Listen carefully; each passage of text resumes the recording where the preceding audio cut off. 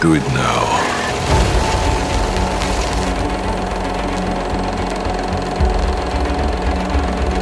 Get it, 17. They don't know me, son. Get it, 18. They don't know me, son. Get it, 19. They don't know me, son.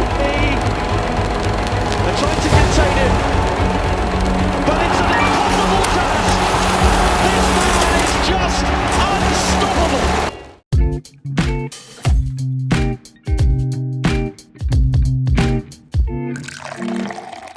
Salam ngopi-ngopi, ngobrol pintar penuh inspirasi. Halo, selamat malam teman-teman. Kali ini saya ngonten dengan memakai kaos Garden of the Sincere. Jadi kemarin tuh ceritanya kita ada teman. Sebenarnya ini teman dari teman saya dari Belgia. Beliau itu adalah tokoh yang luar biasa banget, humanity-nya sangat tinggi banget, namanya Mr. Rogis. Ini kemarin kita sudah podcast juga di ngopi-ngopi, yaitu dia itu keliling dunia ya teman-teman ya, terutama negara-negara yang tertinggal ataupun sedang ada kendala bencana misalkan. Dia itu ke sana, dia mengumpulkan seperti penggalangan dana mungkin ya di jemaahnya. Ceritanya dia punya organisasi begitu, yaitu Garden of the Sincere yang kaosnya kita pakai sekarang ini.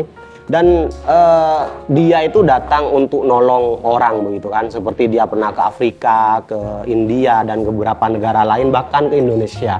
Waktu ke Indonesia dia datang untuk nolong korban erupsi Semeru ya. Dulu juga ada di Cirebon, katanya dia punya tim di Cirebon apa Tangerang gitu, saya lupa. Pokoknya dia datang untuk nolong-nolong orang, dan itu luar biasa karena butuh energi, butuh konsistensi. Dan rata-rata kalau dia datang ke negara-negara yang kekurangan air seperti di Afrika, dia itu kayak membuatkan bor, membuatkan sumur, sehingga dia banyak sekali bercerita kalau di belakang kamera itu sampai menangis gitu kan, saking menghayati betapa ada ternyata di belahan dunia sana orang yang benar-benar kayak besok tuh belum tentu hidup begitu kan. Jadi dia jangankan mikirkan untuk bangun rumah yang lebih mewah, beli HP atau beli kendaraan, untuk sekedar memastikan keluarganya besok hidup itu masih belum bisa gitu kan. Cerita itu akhirnya yang membawa Mr. Rogis itu menjadi komitmen begitu kan, untuk akhirnya gimana dia menjadi penyambung ya, kepanjangan tangan daripada Tuhan, daripada agamanya, daripada nilai kemanusiaan untuk datang ke seluruh dunia untuk menolong itu. Dan sampai sekarang dia melakukan itu teman-teman. Itu hal yang luar biasa dan butuh komitmen. Dan lebih daripada itu, karena Mr. Rogis ini juga adalah seorang muslim, kita bercerita waktu di mobil itu, dia ternyata muslim yang taat teman-teman. Seperti dia tidak meninggalkan sholat 5 waktu, terus hal-hal yang berkenaan dengan spiritual, dan artinya dia bener-bener on the track banget gitu, menjadi menjadi manusia pilihan di sana.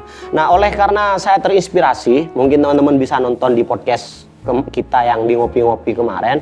Oleh karena saya sangat terinspirasi, di perjalanan saya nanya ke Mr. Rogis, Mister, apa yang membuat orang seperti Anda ini atau banyak orang-orang di negara maju lainnya itu begitu sukses begitu kan? Terus kata Mr. Rogis itu dia punya yang namanya self determination. Orang-orang rata-rata di negara maju yang sukses ya, itu punya self determination atau kebulatan tekad teman-teman. Dan oleh karena itulah apa yang mereka niatkan itu bisa tercapai begitu kan. Kalau tanpa itu semua ya kita hanya menghabiskan waktu untuk mencoba hal-hal baru, mengejar-ngejar peluang dan lain sebagainya. Tidak ada kebulatan tekad, tidak ada determinasi kita mau menjadi apa begitu kan. Di sana akhirnya saya kayak tercengang begitu. Iya gitu kan, iya banget sih, kayak relate banget. Karena karena di lingkungan saya pribadi misalkan kayak masih banyak, termasuk saya mungkin kayak orang-orang yang masih kalah dengan rasa males, orang-orang yang masih banyak mager, terus kayak gak punya tujuan hidup gitu. Jadi menghabiskan banyak waktu itu dibuang-buang, gak tahu buat ngapain. Dan di sana akhirnya saya terjawab banget bahwa self determination atau kebulatan tekad itu adalah apa yang paling krisis di lingkungan kita sekarang. Misalkan di Jawa Timur, let's say, kita bisa melihat mungkin hanya 1 atau 2 orang yang punya tekad bulat untuk benar-benar mencapai tujuannya dalam 1, 2, 3 tahun begitu. Banyak orang itu hanya karena tidak tercapai tujuannya dalam 2 bulan, 6 bulan, setahun, misalkan dalam hal bisnis, dalam hal usaha, dalam hal pendidikan, akhirnya dia nyerah gitu kan, nyerah terus dia cari hal-hal yang lain yang lebih menggiurkan dan hasilnya sama aja begitu.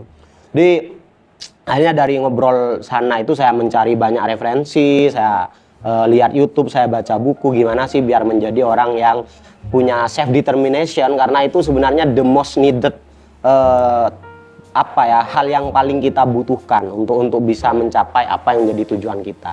Ternyata teman-teman, banyak orang yang sudah menerapkan itu dan puas begitu kan dengan hasil itu. Kalau misalkan kita kasih contoh, pada beberapa waktu lalu saya nonton filmnya Arnold yang diproduksi oleh Netflix, dan dia bercerita bahwa untuk bisa punya self determination itu kita harus tidak peduli dengan apa yang kita rasakan pada saat itu. Ketika kita sudah set tujuan, let's say misalkan kita mau jadi binaragawan seperti Arnold Schwarzenegger, seperti Aderai, atau mau jadi orang yang aktif di politisi atau bisnis, gak usah persoalkan apa yang kita rasakan hari ini, gimana perasaan kita sekarang, apakah kita sedih, apakah kita, gak usah, ya kita lakukan aja itu terus menerus tiap hari begitu. Dan ada juga saya baca buku ya yang relate banget sangat dengan self determination itu, yaitu buku yang berjudul Cannot Hurt Me yang ditulis oleh David Goggin. Dia adalah US Army dan dia pemecah rekor begitu kan, dia bisa push up 4032 kali misalkan, kalau tidak salah di dalam 1 hari, dan itu mendapatkan Guinness Record sampai hari ini. Dan David Goggin bilang bahwa callous mind atau karakter yang tidak memedulikan gitu kan, tidak peduli tentang apa yang kita rasa, artinya kayak tega banget gitu kan, tega banget. Yang penting kita sudah set, kita pengen jadi apa dan kita harus tega. Bahkan David Goggin itu kan adalah kayak ultra maraton atau ultra triathlon ya, pokoknya di kompetisi lari level dunia ini David Goggin itu adalah orang yang sudah berkali-kali menjuarai itu kan. Dia bahkan pernah berlari dalam kondisi kakinya itu rusak teman-teman, kakinya itu luka begitu. Di bukunya itu dijelaskan gitu. Di sana menjelaskan banget dari 2 film ini, Arnold dan bukunya David Goggin ini, bahwa betapa pentingnya yang namanya self determination. Karena kalau tidak, ini kan kompetisi sekarang ini menjadi jauh lebih ketat, menjadi jauh lebih tinggi ya value yang harus dicapai. Kita gak akan pernah mencapai apa-apa begitu. Sekarang tuh kayak kita pengen banget nge-share ke teman-teman itu, please deh, kita baik kita untuk diri sendiri ataupun kepada orang lain, kita pengen banget menyampaikan kondisi ini setelah kita diskusi dengan Mr. Rogers itu, betapa di lingkungan kita itu sangat dibutuhkan yang namanya self determination atau kebulatan tekad untuk mencapai apa yang kita tuju, untuk mencapai apa yang menjadi rencana kita begitu. Sehingga hanya dengan itu teman-teman, hanya dengan self determination itu kita benar-benar bisa mewujudkan apa yang ingin kita tuju tadi itu.